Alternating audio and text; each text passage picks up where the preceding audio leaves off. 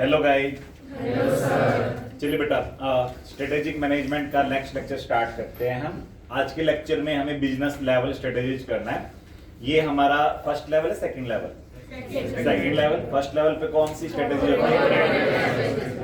Corporate level strategies में सबसे पहली कौन सी होती है? स्टेबिलिटी, जिसके अंदर आप मेंटेन करते हैं एग्जिस्टिंग एफर्ट्स को, और फोकस हमारा होता है एफिशिएंसी गेन करने पर, एक्सपर्टीज गेन करने पर। डन है। सेकंड स्ट्रेटेजी कौन सी होती है उसमें? एक्सपेंशन। एक्सपेंशन में एफर्ट्स क्या लगते हैं? बहुत ज्यादा, रिस्क भी बहुत ज्यादा, बट रिटर्न्स भी आ सकते हैं बहुत ज्यादा। तो rewards and returns and risk, all the things are unlimited in expansion strategy. And in strategic exit या retrenchment, what we do either turnaround or divestment or liquidation। Done है बेटा? और जो आपकी इन तीनों की स्ट्रेटेजीज का कॉम्बिनेशन, उसे हम क्या बोलते हैं? कॉम्बिनेशन। क्योंकि कॉन्ग्लोमेरेट्स जो होते हैं वो अक्सर क्या करते हैं? Combination. In some business they follow stability, in some business expansion, in some other business they consider exit. Done है बेटा? अब उसके बाद जो आपका बिजनेस लेवल स्ट्रेटेजीज है बेटा, उसके अंदर आपकी फेमस स्ट्रेटेजी 4 है। सबसे पहले वाली है ब्रॉड कॉस्ट लीडरशिप, जिसमें हम टारगेट किसको करेंगे? लार्ज नंबर ऑफ, यानी कि ब्रॉड मास ऑफ पब्लिक को। Broad mass public at large, यानी कि large number of million billion आप प्राइस सेंसिटिव कस्टमर्स अगर देख पा रहे हो मार्केट के अंदर, और आपको लग रहा है कि इस मार्केट में करोड़ों अरबों प्राइस सेंसिटिव कस्टमर्स है, तो फिर हम इस स्ट्रेटेजी को परस्यू करेंगे तो बड़ा फायदा हो सकता है। डन है बेटा? बट स्ट्रेटेजी वर्क कहां करेगी? जहां पर कस्टमर कैसे हो और इनकी संख्या अच्छी खासी हो। डन है बेटा? ये संख्या बेटा मिलियन बिलियंस में हो। और दूसरा आपको ध्यान रखना है बेटा, डिफरेंशिएशन के चांसेस क्या है? कम। डिफरेंशिएशन की पॉसिबिलिटी क्या है? कम। तो ऑब्वियस ऑप्शन आपके पास क्या बचेगा? Cost leadership. डन है बेटा? अगर आपको लगता है डिफरेंशिएशन पॉसिबल है और पब्लिक भी ऐसी है जो डिफरेंशिएशन को ज्यादा लाइक करती है, यूनिकनेस को ज्यादा लाइक करती है, और वो प्राइस के पीछे नहीं भागती, प्राइस सेंसिटिव कस्टमर है, प्राइस इनसेंसिटिव कस्टमर, तो फिर हम ब्रॉड डिफरेंशिएशन की तरफ जाएंगे। टारगेट में यहां पर भी करोड़ों लोग हैं, बट इस बार क्वालिटी सेंसिटिव लोग, जो प्राइस को लेकर इतना सेंसिटिव नहीं है। है बेटा? ब्रॉड डिफरेंशिएशन और ब्रॉड कॉस्ट लीडरशिप के बाद तीसरा ऑप्शन हमारे पास खुलता है फोकस का। इसके दो फिर सब डिवीजन बनती है, focused cost leadership and focused differentiation. बस फोकस में ध्यान रखना, हम टारगेट किसको करेंगे? नैरो मार्केट को। किसको टारगेट करेंगे? जिसको हम क्या बोलते हैं? नीशे। क्या बोलते हैं? Selecting the niche, that is we will target a segment of the market rather than entire market. है ना बेटा? और उसके बाद लास्ट जो हमारी स्ट्रेटेजी बचती है वो कौन सी है? बेस्ट कॉस्ट प्रोवाइडर, जिसमें हम इन तीनों को मिक्स कर देंगे। है ना बेटा? और इन तीनों को मिक्स करके हम बनाएंगे बेस्ट कॉस्ट प्रोवाइडर, जो कौन सी स्ट्रेटेजी होती है? Sweeping strategy. है ना बेटा? जो कस्टमर को ज्यादा वैल्यू फॉर मनी देती है। अब सबसे पहले कॉस्ट लीडरशिप शुरू करते हैं। कॉस्ट लीडरशिप जो भी ऑर्गेनाइजेशन परस्यू करना चाहती है, उसको अपनी कॉस्ट क्या रखनी है? कम से कम। अगर आप कॉस्ट कम से कम रखोगे तो कौन सी वॉर छेड़ सकते हो? प्राइस वॉर छेड़ के बेटा मार्केट में नंबर 1 बन सकते हो। है ना बेटा? और देखो बेटा, मोस्टली कंट्रीज, स्पेशली एशिया में जो कंट्रीज है, और इवन बेटा अफ्रीका वगैरह या ऑस्ट्रेलिया में भी आप देख सकते हैं, यूरोप में भी ऐसा हो सकता है, अमेरिका में भी ऐसा हो सकता है कि बहुत बड़ी आबादी ऐसी हो जो प्राइस सेंसिटिव हो, या फिर कई बार वस्तुएं ही ऐसी होती है कि क्यों ही ज्यादा पैसा वेस्ट किया या इन्वेस्ट किया। है ना बेटा? तो इसलिए आपको पता है ना बेटा, मेड इन चाइना प्रोडक्ट कहाँ चलते हैं? सिर्फ एशिया में चलते हैं, पूरे वर्ल्ड में चलते हैं। ऑस्ट्रेलिया में भी चलते हैं ना made in China product, Europe में भी चलते हैं, अमेरिका परेशान है मेड इन चाइना प्रोडक्ट से। इसका मतलब प्राइस सेंसिटिव कस्टमर हर जगह मिल जाएंगे आपको। डन है बेटा? और आपको ध्यान रखना है बेटा, कॉस्ट लीडरशिप के बलबूते ही बेटा चाइना की जीडीपी इतना ग्रो कर रही है। डन है बेटा? तो आप देखो कैसे एक देश बेटा थ्राइव कर रहा है अपनी कॉस्ट लीडरशिप के दम पर।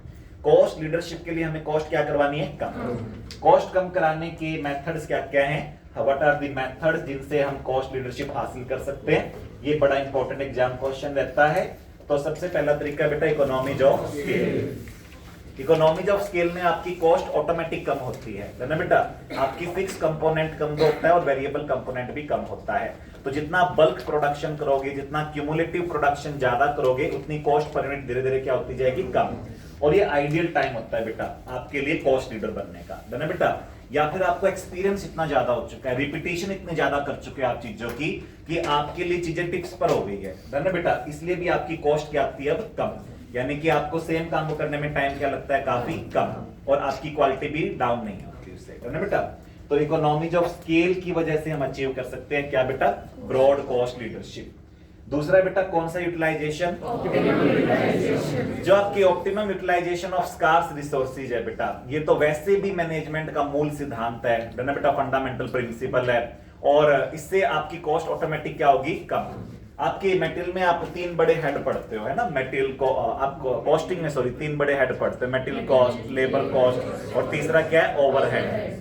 अब ये तीनों ही आपको कम करने हैं। रॉ मटेरियल ढूंढ के लाना है बेटा ऐसी जगह से जहां से आपको क्या मिल पाए, सस्ते से सस्ता, क्वालिटी के साथ कॉम्प्रोमाइज किए बिना, या आपको बेटा सब्स्टिट्यूट ढूंढना है रॉ मटेरियल का, सस्ता सब्स्टिट्यूट, क्वालिटी से कॉम्प्रोमाइज किए बिना, है ना बेटा। अच्छा, लेबर आपको ढूंढनी है बेटा उस देश से जहां से आपको क्या मिल जाए, सस्ती से सस्ती, और आपको बेटा ओवरहेड कम करने हैं। ओवरहेड कम करने का मतलब क्या है, फालतू के खर्चे कम करने हैं बेटा, यानी कि आपको लेविश एक्सपेंडिचर रोकना होगा, है ना बेटा। इन्होंने आपके स्टडी मॉड्यूल में पेज नंबर 27 पर ढेरों एग्जाम्पल दे रखे हैं बेटा। इन्होंने सबसे ऊपर बता रखा है मैकडी ने ये सब किया है बेटा, मैकडी जो आपकी फास्ट फूड की सबसे बड़ी चेन्स में से एक है, और स्पोर्ट्स में बेटा ब्रेक्टाथलन ग्रुप ने भी ये सब हासिल करके दिखाया है कि कॉस्ट को कम रखना चाहिए, क्या ठीक है बेटा, कॉस्ट को कम रखना चाहिए। अब देखो बेटा लास्ट पैराग्राफ इस पेज पे क्या कहता है, a successful cost leadership strategy usually permeate the entire firm. इसके लिए आपको हाई एफिशिएंसी पर रहना होगा, लो ओवरहेड्स करने होंगे, लिमिटेड पर्क्स का मतलब होता है ज्यादा पार्टीज नहीं करनी, ज्यादा आपको खर्चे नहीं करने, वेस्ट बिल्कुल भी बर्दाश्त नहीं करना। कोई भी बजट लेके आए, बजट की रिक्वेस्ट लेके आए, पैसा दे दो तो क्यों दे दो, काहे दे दो, धन्य बेटा। कंट्रोल आपका जबरदस्त होना चाहिए कि पत्ता भी हिले आपकी मर्जी से हिले।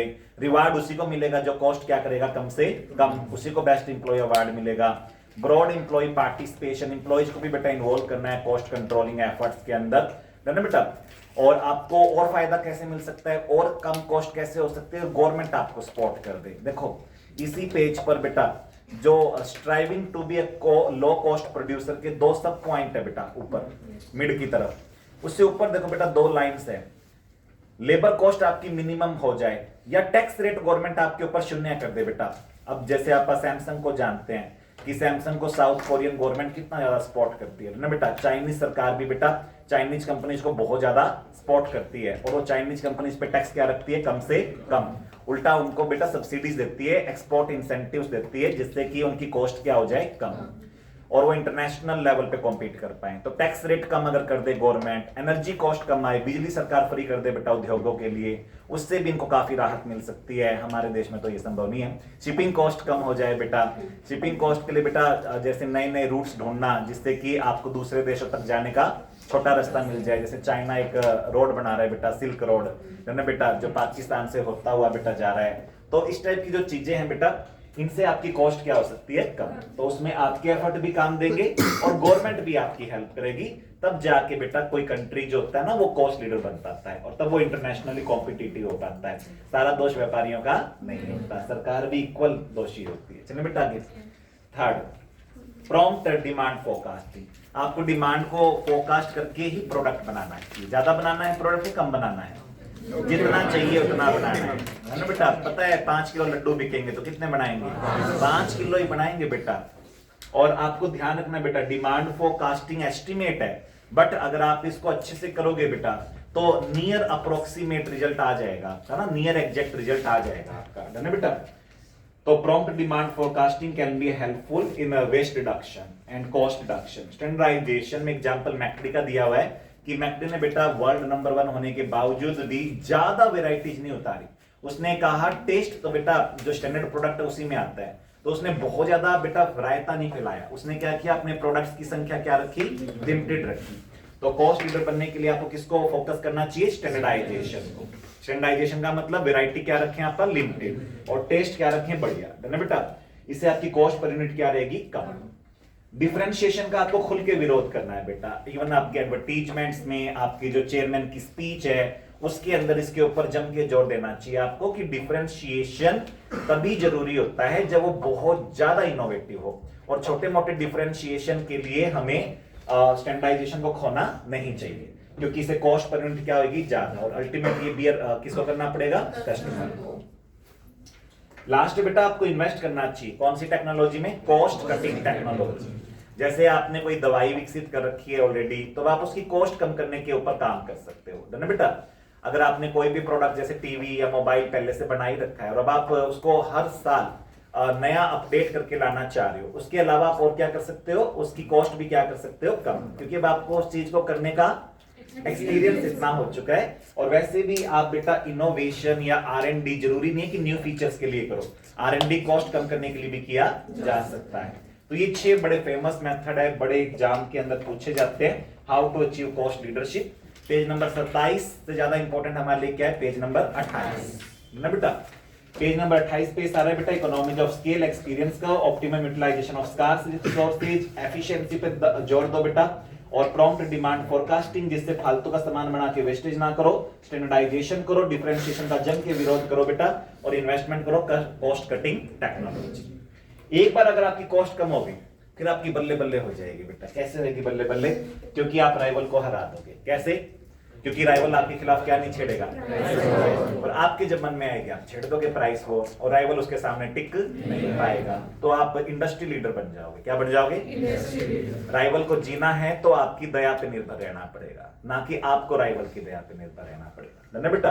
तो ये पहला एडवांटेज मिलेगा ना बेटा, आपकी डोमिनेंस आ जाएगी बेटा मार्केट के अंदर, और मार्केट में वही होगा जो आप चाहोगे। जैसे कि जियो चाहती है वही होता है ना मार्केट के अंदर, बाकी कंपनी फॉलोवर्स बन के चलती है ना बेटा। अगेंस्ट कस्टमर आपको क्या फायदा मिलेगा, बार्गेनिंग नहीं करेगा, क्योंकि हमारे प्राइस ऑलरेडी सबसे कम है ना बेटा, और हम कस्टमर को ऑलरेडी बहुत अच्छा कैशबैक या डिस्काउंट दे रहे हैं जो अदर कॉम्पिटिटर फर्म्स या राइवल्स नहीं दे रहे। तो कस्टमर जाएगा तो जाएगा कहां, उसके पास और कोई ऑप्शन ही नहीं है। तो इससे आपको ऑटोमेटिकली बेटा कस्टमर की लॉयल्टी हासिल हो जाएगी ना बेटा। थर्ड, सप्लायर जो है बेटा उनको एक ही चीज होती है, उनसे हमें एक ही डर सताता है, जो माइकल पोर्टर के 5 फोर्सेज मॉडल है जिसमें 5 कॉम्पिटिटिव फोर्सेज है, उसमें सप्लायर हमें एक चीज से डराता है कि वो ना प्राइस बढ़ाने लग जाता है ना बेटा। यहाँ पे हम उसका प्राइस बढ़ा हुआ सहन कर सकते हैं, क्योंकि हमारी कॉस्ट क्या है, काफी कम है।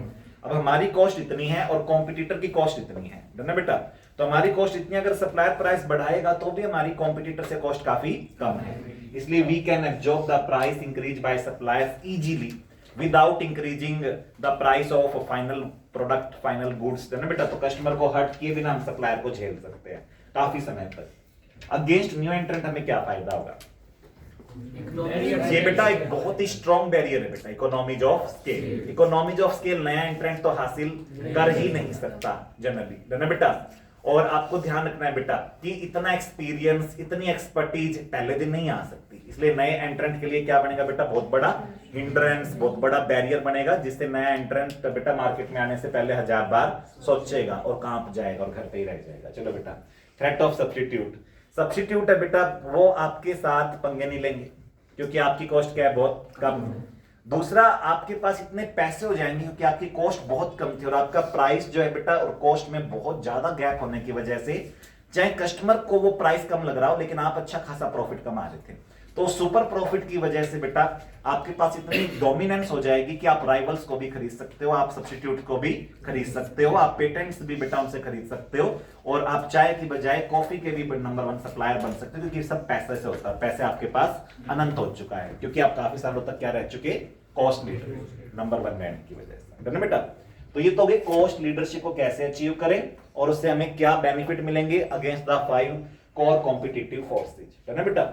अब उसके नुकसान क्या हो सकते हैं। पहला नुकसान, सबसे बड़ा रिस्क और सबसे बड़ा नुकसान हमेशा क्या है, इमिटेसी। लोग क्या कर लेते हैं, कॉपी कर लेते हैं, जैसे मॉड्यूल में लिखा हुआ है कि आपने बड़ी मुश्किल से कॉस्ट कटिंग टेक्नोलॉजी या कॉस्ट रिडक्शन के मेथड ढूंढे और कॉम्पिटिटर ने उनको क्या किया बेटा, कॉपी कर लिया। तो ये पहला नुकसान है आपको इसमें।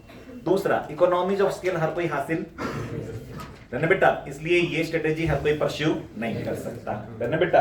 तीसरा, लालच बुरी बला है। मतलब आपने क्या किया, आपने कॉस्ट कम करने के लिए, optimum utilization of scarce resources के लिए, स्टैंडर्डाइजेशन के लिए क्या किया बेटा, इनोवेशन से कॉम्प्रोमाइज किया, डिफरेंशिएशन से कॉम्प्रोमाइज किया, आपने बेटा एडवर्टीजमेंट्स रोक दी बेटा, आपने सारे लेविश एक्सपेंडिचर रोक दिए बेटा। आपने ये सब करके शॉर्ट टर्म में तो क्या आपका फायदा कमा लिया हो, लेकिन हो सकता है लॉन्ग रन में ये चीज भारी पड़ जाए, है ना बेटा। खास तौर पे आपको ध्यान रखना है, आपने R&D पे खर्चे कम किए हैं, उससे लॉन्ग टर्म में आपको रिप्लेस करना आपके कॉम्पिटिटर के लिए बड़ा इजी हो सकता है ना बेटा। और कोई भरोसा नहीं होता बेटा, कब लोग कॉस्ट लीडरशिप को छोड़ के प्राइस सेंसिटिव बिहेवियर को छोड़कर कहां पे चले जाए, इनोवेटिव बिहेवियर अडॉप्ट कर ले। कस्टमर का कोई भरोसा नहीं होता। तो आपने कस्टमर के लिए बेटा कॉस्ट कम की, और कस्टमर बेटा अब कह रहा है कि नहीं, हमें तो कम कॉस्ट वाला सामान नहीं चाहिए, कम प्राइस वाला नहीं चाहिए, हमें तो क्या चाहिए, बढ़िया क्वालिटी और इनोवेटिव सामान चाहिए। तो कस्टमर में कस्टमर कभी भी शिफ्ट हो सकता है ना बेटा। अब मान लो आपने कोई दवाई विकसित की और अब आप उसकी कॉस्ट कम करे जा रहे हो, आपने नई दवाई विकसित नहीं की, सारा ध्यान किस पे रखा, पुरानी दवाई की कॉस्ट कम करने में। इतने में नई दवाई आ गई जो कि बहुत ही जल्दी इलाज कर देती है, बहुत ही जल्दी आराम दे देती है, तो कोई आपकी सस्ती दवाई क्यों खरीदेगा जब उसके पास हल्का सा महंगा बट बहुत ही जल्दी आराम देने वाला ऑप्शन है ना बेटा। तो आपको ध्यान रखना है बेटा कि नुकसान नंबर 1 इमिटेसी, नंबर 2 हर कोई इसको परस्यू नहीं कर सकता, नंबर 3 लॉन्ग रन में भारी पड़ जाएगी ये चीज, और 4th बेटा इनोवेशन के आगे टिकना मुश्किल आज की दुनिया में, है ना बेटा। इसीलिए नोकिया को लोगों ने क्या कर दिया था बेटा, नो कर दिया था, क्योंकि उसने इनोवेशन नहीं किया था, है ना बेटा। उसके बाद आगे चलते हैं बेटा, ब्रॉड डिफरेंशिएशन। इसमें हमारा टारगेट तो मास पब्लिक ही है और करोड़ों अरबों लोगों को आप सेटिस्फाई करना चाह रहे हैं, लेकिन यहां पर हमारा जो उनको हासिल करने का तरीका है कस्टमर्स को, वो थोड़ा सा अलग है। यहाँ पे हम कॉस्ट कम से कम करने की बजाय किस पे ध्यान दे रहे हैं, प्रोडक्ट की क्वालिटी पे ध्यान दे रहे हैं। किस पे, high quality, high performance, high utility, है ना बेटा। High quality, high performance, high utility. Utility का मतलब होता है कौन सी सेटिस्फाइंग पावर, तो कस्टमर के टेस्ट और प्रेफरेंस को ध्यान में रखते हुए हमने प्रोडक्ट डेवलप किए हैं। कैसे प्रोडक्ट, कस्टमाइज्ड प्रोडक्ट। कैसे प्रोडक्ट, कस्टमाइज्ड, आजकल की जनरेशन को जैसे पसंद है उस हिसाब से। या फिर हमने क्या किया बेटा, हमने रेंज बहुत लंबी चौड़ी उतारी है, हमने वैरायटी बहुत ज्यादा दी है। ये स्टैंडर्डाइजेशन कर रहे थे ना, हमने क्या किया, स्टैंडर्डाइजेशन का उल्टा किया है और हमने जम के प्रोडक्ट रेंज उतार रखी है। हमारे पास बर्गर की बेटा 800 वैरायटी है बेटा। इस टाइप की जो चीजें बेटा ये मार्केट में ट्रेंड बना देती है और आपको क्या बना देती है, नंबर 1 बना देती है, आपकी हाइप क्रिएट करती है ना बेटा। नंबर 2 परफॉर्मेंस अच्छी है। परफॉर्मेंस अच्छी का मतलब ये बेटा कितने भी बर्गर खा लो पेट नहीं दुखता, है ना बेटा। बर्गर थोड़े से हेल्दी भी है ना बेटा। अच्छा, अगर आप आए बेटा थोड़े से इलेक्ट्रॉनिक्स आइटम्स की तरफ, तो वहां पर हाई परफॉर्मेंस का मतलब क्या होता है, easy to use, comfortable, durability अच्छी है और स्पीड बहुत जल्दी। जैसे कार कैसी अच्छी मानी जाएगी, जिसकी स्पीड जल्दी पकड़े, है ना बेटा, जो फटाक से बेटा पिकअप ले, और बेटा जो ड्यूरेबिलिटी में भी अच्छी हो, जो यूज करने में इजी हो और कंफर्टेबल हो, है ना बेटा। हाई क्वालिटी इसका मतलब क्या है बेटा, सेफ्टी अटमोस्ट इंपॉर्टेंस की है, तो आपको अपने प्रोडक्ट में सेफ्टी फीचर्स का भी ध्यान रखना चाहिए, है ना बेटा, खासतौर पे इलेक्ट्रॉनिक्स गैजेट्स के अंदर। Innovation and dynamic environment. और बेटा 4th तरीका है, इनोवेशन करते रहो और इन्वायरमेंट को जज करते रहो और इन्वायरमेंट के अकॉर्डिंग अपने आप को ढालते रहो, अपने प्रोडक्ट को ढालते रहो, है ना बेटा। कौन सी स्ट्रेटेजी होती थी, एडेप्टिव, है ना बेटा। इससे आपको बड़ा फायदा मिलेगा। 5वां, मोटा खर्चा करो बेटा, किसके ऊपर, अपनी ब्रांड वैल्यू क्रिएट करने पर, अपने ऑर्गेनाइजेशन का नाम क्रिएट करो, ब्रांड लॉयल्टी क्रिएट करो बेटा। ब्रांड इमेज को स्ट्रॉन्ग बनाने के लिए जम के एफर्ट्स लगाओ बेटा। इससे भी आपको बेटा यूनिकनेस मिलेगी। क्या मिलेगी, यूनिकनेस। अब जैसे लोग पुराने जमाने में क्या कहते थे, हम पूछते थे तेरे पास क्या है, तो पुरानी हिंदी मूवीज में आता था मेरे पास हाँ है। आजकल लोग क्या कहते हैं, मेरे पास आईफोन है, मेरे पास डिफेंडर है ना बेटा। तो आपको बेटा ब्रांड लॉयल्टी क्रिएट करनी है। क्या क्रिएट करनी है बेटा, ब्रांड लॉयल्टी, है ना बेटा। चलो आगे देखो बेटा, प्राइस। प्राइस कैसा रखना है बेटा, प्राइस से थोड़ा मजेदार सा। मजेदार का मतलब चुप भी रहा है लेकिन मीठा मीठा दर्द हो रहा है ना बेटा, ज्यादा पिंच ना करे, है ना बेटा। यानी कि मार्केट में अगर और अच्छी क्वालिटी के फोन 50-60 के आते तो हमारा 80 का ही है, ज्यादा दूर नहीं है ना बेटा। और उसमें भी आपने ध्यान रखना है बेटा, 3-4 मॉडल लॉन्च कर लो, जैसे आईफोन 17, 17 प्लस, 17 प्रो, है ना बेटा, AIR, है ना बेटा, प्रो मैक्स, है ना बेटा। तो ऐसे ही आपको बेटा सैमसंग ने भी कर रखे हैं, इन्होंने भी वाइड वैरायटी लॉन्च कर रखी है बेटा फोन्स। ये तो बेटा कीपैड से शुरू हो जाते हैं सैमसंग वाले, इनकी तो बेटा वैरायटी खत्म नहीं होती, है ना बेटा, S सीरीज पे जाके खत्म होती है ना बेटा। तो इससे बेटा आपको करोड़ों कस्टमर मिल पाएंगे, नहीं मिल पाएंगे, मिल पाएंगे। क्यों, क्योंकि आप सारे टाइप की यूटिलिटी दे रहे हो, सारे टाइप के इनोवेशन कर रहे हो, सारे टाइप के बेटा आप उनको कंफर्ट्स दे रहे हो, क्वालिटी दे रहे हो।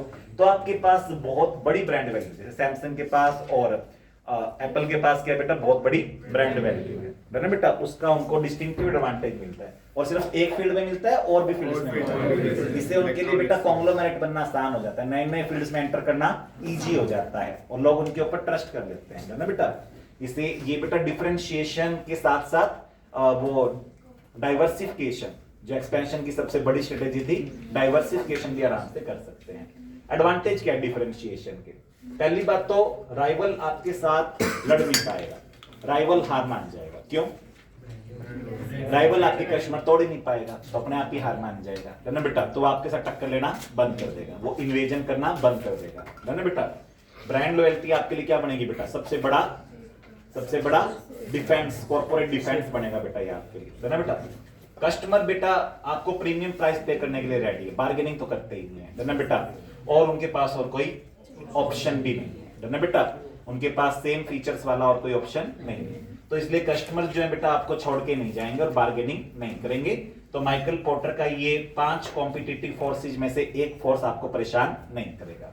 ये वाला फोर्स क्या कर सकता है? ये कह रहा है मैं तो रेट बढ़ाऊंगा, बढ़ा ले, हमारे कस्टमर रेट सहन कर लेते हैं, तो इसलिए हम इनकी बात मानने के लिए रेडी हैं और हमें इनसे बात मानने पे कोई दिक्कत नहीं है। तो सप्लायर के साथ हमारा झगड़ा होने के चांस कम है और सप्लायर हमारे प्रॉफिट खा नहीं पाएगा, क्योंकि सप्लायर रेट बढ़ाएगा, हम भी रेट बढ़ा देंगे, इससे वो हमारे प्रॉफिट को वाइप आउट नहीं कर पाएगा। नया एंट्रेंट तो आएगा ही नहीं बेटा। नया एंट्रेंट क्यों नहीं आएगा? क्योंकि उसके लिए सब करना संभव है ही नहीं, उसके लिए सब बहुत ज्यादा एक्सपेंसिव हो जाएगा कि उसको आते ही बेटा फटाफट नए प्रोडक्ट लॉन्च करने हैं, साथ में high utility, high quality, customization, high performance, ये सब स्टार्टअप्स के लिए पॉसिबल नहीं है ना बेटा।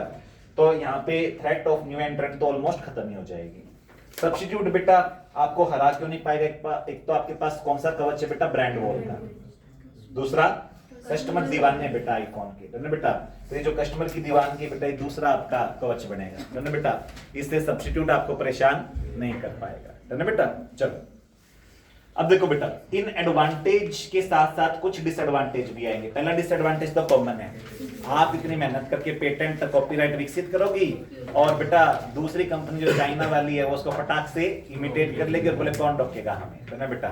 तो आपको ध्यान रखना है बेटा कि मोस्टली कंट्रीज के अंदर आईपीआर वीक है, आईपीआर लॉज क्या है? वीक है। उसका फायदा उठाया जाता है बेटा और आपके इनोवेशन को क्या कर लिया जाता है? कॉपी कर लिया जाता है। और आप जैसा नहीं तो आप जैसा सा प्रोडक्ट लॉन्च कर दिया जाता है, सेम नहीं तो सिमिलर को लॉन्च कर देते हैं। बाकी अथॉरिटीज को बेटा रिश्वत खिला के शांत कर दिया जाता है ना बेटा। कॉस्ट यहाँ पे आपकी बहुत ज्यादा है, प्राइस भी बहुत ज्यादा है, तो एक रिस्क रहेगा। कल को आपका कस्टमर शिफ्ट हो सकता है, आपका कस्टमर क्या हो सकता है? शिफ्ट हो सकता है। तो आप प्राइस राइज कर सकते हो अनलिमिटेड, एक लिमिट तक की राइज कर पाओगे बेटा, है ना बेटा। इससे आगे आपके लिए निकलना मुश्किल हो जाएगा। एप्पल सोचे कि मैं अपने फोन के 10 लाख रुपए ले लूं तो कोई 10 लाख रुपए नहीं देगा फोन के, है ना बेटा। तो आपको इस चीज का ध्यान रखना है कि ये जो प्राइस इंक्रीज के सपने सजा रहे हैं ना, वो अनलिमिटेड सपने हैं, लिमिटेड सपने हैं, लिमिटेड सपने हैं। प्रीमियम का मतलब यहाँ पे लिमिटेड प्रीमियम है ना बेटा। तो ये इनको नुकसान है कि इतना इनोवेशन करेंगे लेकिन प्राइस अनलिमिटेड नहीं ले पाएंगे। प्राइस कितना ले पाएंगे? Limited. Innovation unlimited but price limited, है ना बेटा। और तीसरा नुकसान, कई बार कुछ इनोवेशन करेंगे, हो सकता है कस्टमर को वो अच्छा ना लगे। आप सोच रहे हो कि मैंने पता नहीं क्या तूफानी आइडिया रचा है, जैसे मॉड्यूल में दे रखा है कि हम 30 मिनट में क्या डिलीवर करेंगे?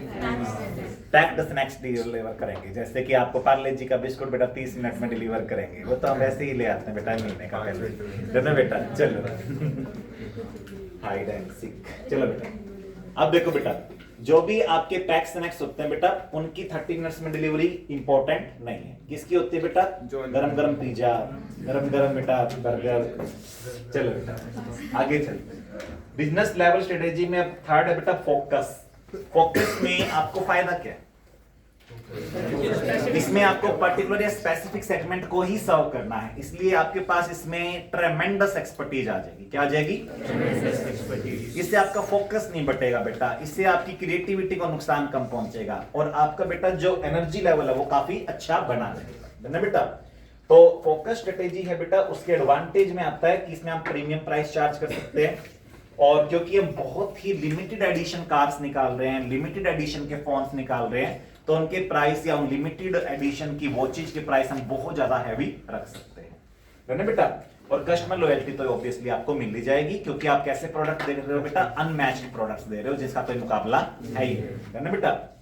बट ये स्ट्रेटेजी परस्यू तभी कर सकते हो आप जब आप मार्केट को सेगमेंटेशन यानी कि सेगमेंट्स में तोड़ पाओ। अगर आपको लगता है मार्केट को सेगमेंट्स में तोड़ना पॉसिबल और मार्केट एकजुट है तो फिर फोकस स्ट्रेटेजी आप परस्यू नहीं कर सकते। मार्केट को सेगमेंट में किस बेस पे तोड़े? ज्योग्राफी के बेसिस पर, प्राइस के बेसिस पर, प्रोडक्ट की फीचर्स के बेसिस पर, या किसी भी रीजनेबल बेसिस पे बांट सकते हैं। अगर हम मार्केट को बांटने में कामयाब हो गए, जैसे कि आपने मार्केट को प्रीमियम वर्सेस नॉन प्रीमियम में बांट दिया, डन है बेटा, और प्रीमियम में भी और अपर प्रीमियम में आप चले गए, डन है बेटा, जैसे इन्होंने मॉड्यूल में एग्जांपल दे रखा है रोल्स रॉयल्स की कार्स का, डन है बेटा, तो फिर वहां पर आपके लिए उस नीच को सर्व करने से, उस नीचे को सर्व करने से हैवी प्रॉफिट कमाने का मौका मिल सकता है। एक्सपर्टीज डेवलप करनी पड़ेगी। क्या करनी पड़ेगी बेटा? एक्सपर्टीज डेवलप करनी पड़ेगी।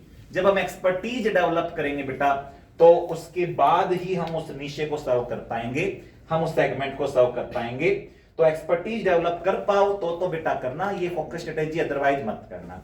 थर्ड, एफिशिएंसी क्या रखनी होगी आपको? हाईएस्ट, ताकि आपकी कॉस्ट आए लोवेस्ट। या फिर फोकस डिफरेंशिएशन करना है तो आपको इनोवेशन करना होगा नेक्स्ट लेवल का, हाईएस्ट लेवल का इनोवेशन। या तो फोकस कॉस्ट पे जाओ या फोकस डिफरेंशिएशन। फोकस कॉस्ट के लिए एफिशिएंसी को आपको नेक्स्ट लेवल पे लेके जाना पड़ेगा और फोकस डिफरेंशिएशन के लिए इनोवेशन को नेक्स्ट लेवल पे लेके जाना पड़ेगा।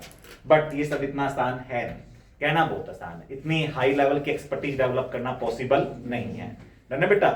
मोस्ट ऑफ द केसेज में क्या होता है, आप कुछ डेवलप करोगे वो क्या हो जाएगा? कॉपी हो जाएगा। बड़े कॉम्पिटिटर के लिए आपकी चीजों को कॉपी करना और भी आसान है, क्योंकि सब कुछ उनके हाथ में बेटा, सरकार, सेना, डन है बेटा, क्योंकि उनको बेटा पूरा सपोर्ट होता है बेटा गवर्नमेंट का। तो बड़े कॉम्पिटिटर बेटा छोटे कॉम्पिटिटर की बेटा डेवलप की हुई इनोवेटिव चीजों को बड़ी आसानी से क्या कर सकते हैं? चुरा सकते हैं। उनके ऊपर कोर्ट में कोई केस कर भी देंगे तो उसका कोई खास नतीजा आने की उम्मीद नहीं होती मोस्ट ऑफ द कंट्रीज में।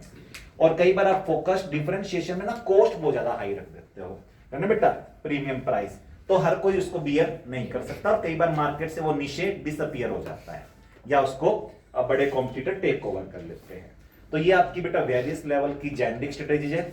इनको माइकल पोर्टर ने नाम दिया बेटा कौन सी स्ट्रेटेजीज? Generic strategies. क्या नाम दिया? Generic strategies. माइकल पोर्टर ने ये जो आपकी जेनरिक स्ट्रेटेजी डेवलप की, ब्रॉड कॉस्ट लीडरशिप, जिसमें कॉस्ट आपकी पूरे वर्ल्ड में लोवेस्ट है, डन है बेटा, या अपने सेगमेंट में आपकी कॉस्ट लोवेस्ट है, डन है बेटा, या तो पूरे वर्ल्ड में लोवेस्ट है या फिर अपने सेगमेंट में लोवेस्ट है। आपका प्रोडक्ट या तो पूरे वर्ल्ड में सबसे इनोवेटिव है या अपने सेगमेंट में सबसे इनोवेटिव है। तो इन सब स्ट्रेटेजीज के लिए बेटा आपको ध्यान जो देना पड़ता है सबसे ज्यादा, वो 5 कॉम्पिटिटिव फोर्सेस पे देना पड़ता है। किन पे देना पड़ता है? 5 कॉम्पिटिटिव फोर्सेस। पहला कॉम्पिटिटिव फोर्स क्या बेटा? राइवल्स। दूसरा क्या बेटा? Customer. Third supplier. Fourth new एंट्रेंट और फिफ्थ सब्स्टिट्यूट। ये 5 बेटा कॉम्पिटिटिव फोर्स है जो आपके बिजनेस को बेटा चौपट कर सकते हैं, आपकी बिजनेस लेवल स्ट्रेटेजीज का बुरा हाल मचा सकते हैं, है ना बेटा। तो आपको इन 5 के ऊपर विजय हासिल करनी होगी और इन 5 पे विजय हासिल करने के 6 मेथड तो ये होंगे बेटा। Economies of scale, optimum utilization, prompt demand forecasting, standardization, resist differentiation and investment in the cost cutting technology. 6 method ये है बेटा। High utility, high performance, high quality, innovation in the dynamic environment, brand value and product के price बेटा आपको customer की buying capacity को ध्यान में रख के फिक्स करने हैं, डन है बेटा। और बाकी 4 मेथड ये बेटा, आपको नीचे सेलेक्ट करना है, सेगमेंट सेलेक्ट करना है, नैरो मार्केट जो सर्व्ड है या अनसर्व्ड है, उसमें एक्सपर्टीज डेवलप करनी है, एफिशिएंसी हाईएस्ट रखनी है और इनोवेशन को हाईएस्ट लेवल पे लेकर जाना है ना बेटा।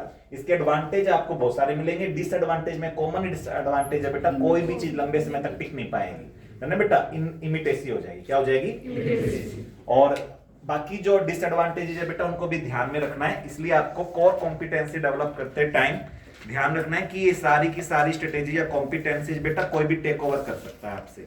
अब थोड़ा सा मॉड्यूल से हमें डिफरेंशिएशन पढ़ना है बेटा। पेज नंबर 29 पर आइए। हमने कहा डिफरेंशिएशन की है, करना है।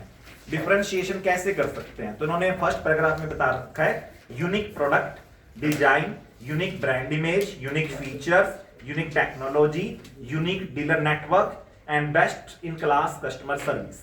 जैसे डोमिनोज का पिज्जा बेटा 30 मिनट्स की डिलीवरी, ये उस टाइम की सबसे बड़ी इनोवेशन में से एक था, है ना बेटा, सबसे बड़ी इनोवेटिव फीचर में से एक था।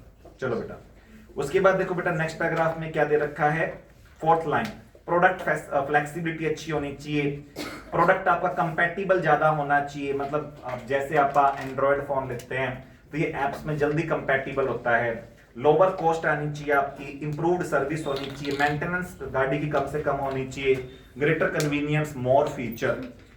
और लास्ट पैराग्राफ में लिख रखा है बेटा, successful differentiation strategy allow a firm to charge higher price for its product and gain customer loyalty because customer may become strongly attached to the differentiated products. और ये हम कर सकते हैं बेटा useful life, gas mileage, ease of use. अब product को differentiation करने के नेक्स्ट पेज पे 3 तरीके हैं बेटा, या तो आप प्रोडक्ट की क्वालिटी के बेसिस पे डिफरेंशिएशन करें, प्रोडक्ट की फीचर के बेसिस पे करें।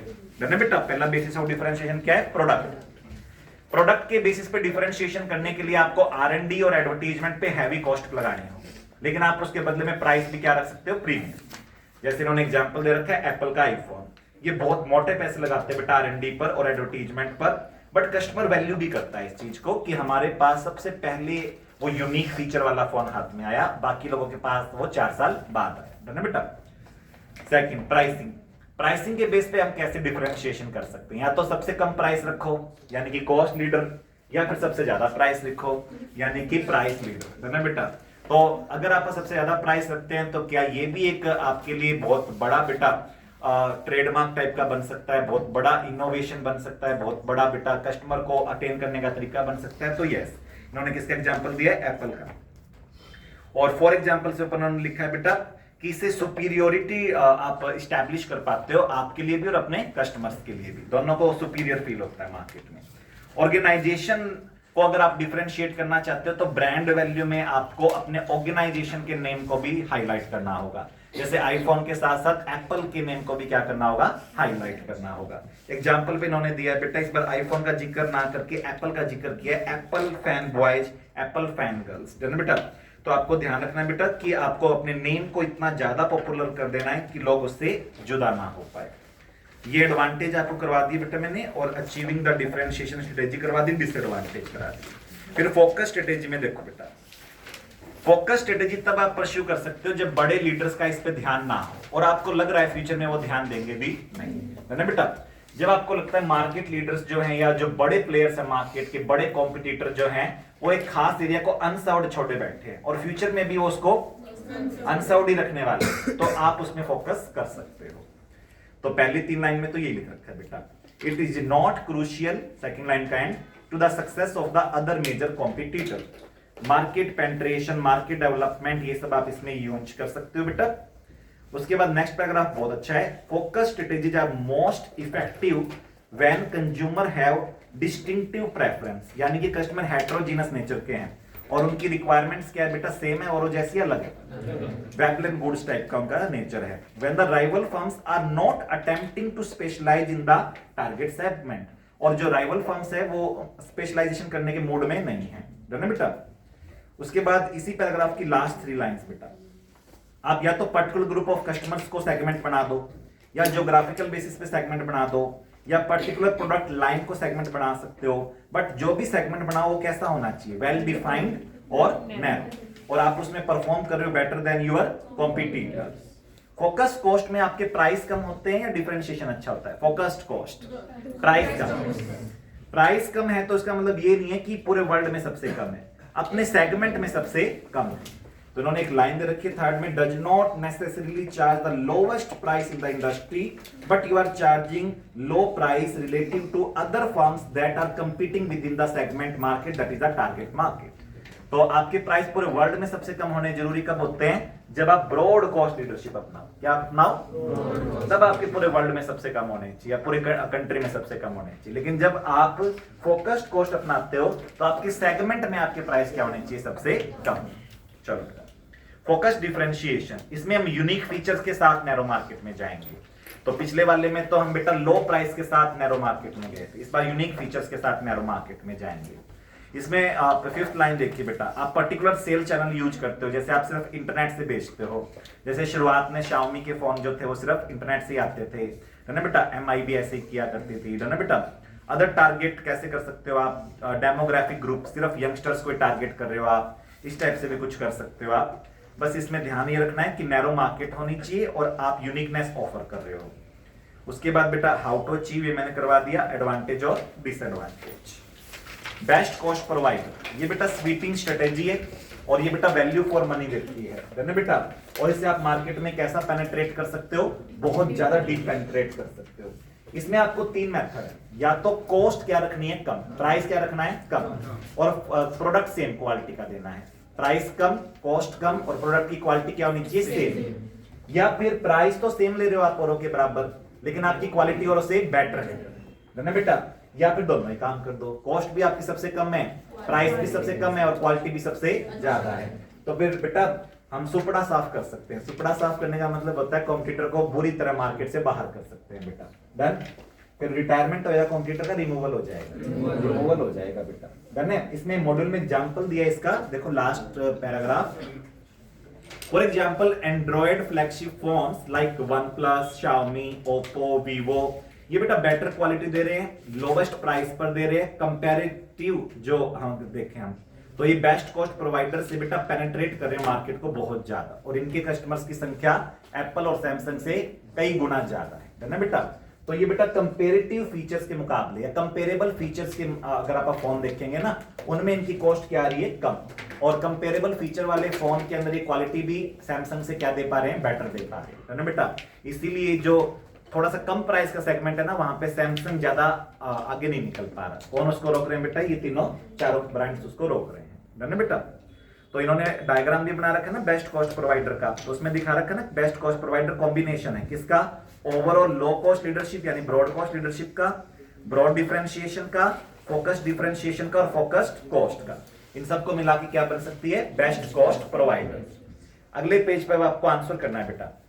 बिजनेस आइडिया आपके पास क्या है, आप ऐसे हेडफोन बनाना चाहते हो जो बेस्ट इन क्लास है, नॉइस कैंसिलेशन है, प्रीमियम क्वालिटी के उसमें कुशंस लगे हुए, डिफरेंशिएशन, ये ब्रॉड डिफरेंशिएशन है, क्योंकि बेटा आप बेस्ट इन क्लास बना रहे हो, वर्ल्ड में सबसे अच्छे बनाना चाह रहे हो ना बेटा, तो ये ब्रॉड डिफरेंशिएशन है बेटा। आपको सिर्फ डिफरेंशिएशन की बजाय ब्रॉड डिफरेंशिएशन लिखना है ताकि गलती ना लगे हमसे, है ना बेटा। मैक्सिमम वैल्यू फीचर, आप मैक्सिमम वैल्यू फीचर डाल दो एक ही फोन के अंदर, और वो भी बहुत ही कम रेट में, बेस्ट कॉस्ट प्रोवाइडर, है ना बेटा। क्योंकि आप बेटा सारे काम कर रहे हो ना, कॉस्ट भी कम रख रहे हो और फीचर्स भी ज्यादा रख रहे हो, तो ये बेस्ट कॉस्ट प्रोवाइडर होगी for the middle class of India. इसके एग्जांपल अभी अभी अपने देखे थे बेटा, वीवो, ओप्पो, OnePlus, Xiaomi। आप डोमिनेट करना चाह रहे हो बेटा पूरे वर्ल्ड को, ग्लास मैन्युफैक्चरिंग में पूरे इंडिया को आप डोमिनेट करना चाह रहे हो बेटा, और उसके लिए आप इकोनॉमीज ऑफ स्केल हासिल करना है। इकोनॉमीज ऑफ स्केल लिख दिया तो मजे आया, ब्रॉड कॉस्ट लीडरशिप, है ना बेटा। और लास्ट बेटा बिलो पॉवर्टी लाइन इंडिविजुअल, सबको टारगेट कर रहे सेगमेंट को, और उनको न्यूट्रिशियस मील देना चाह रहे, तो ये सब सॉर्ट ऑफ सेगमेंटेशन है, फोकस तो है ही, और ऊपर से फिर कॉस्ट आप क्या रखना चाह रहे हो कम, तो ये फोकस्ड कॉस्ट हो गया, है ना बेटा। चलिए इतना काम कीजिएगा बेटा, थैंक यू।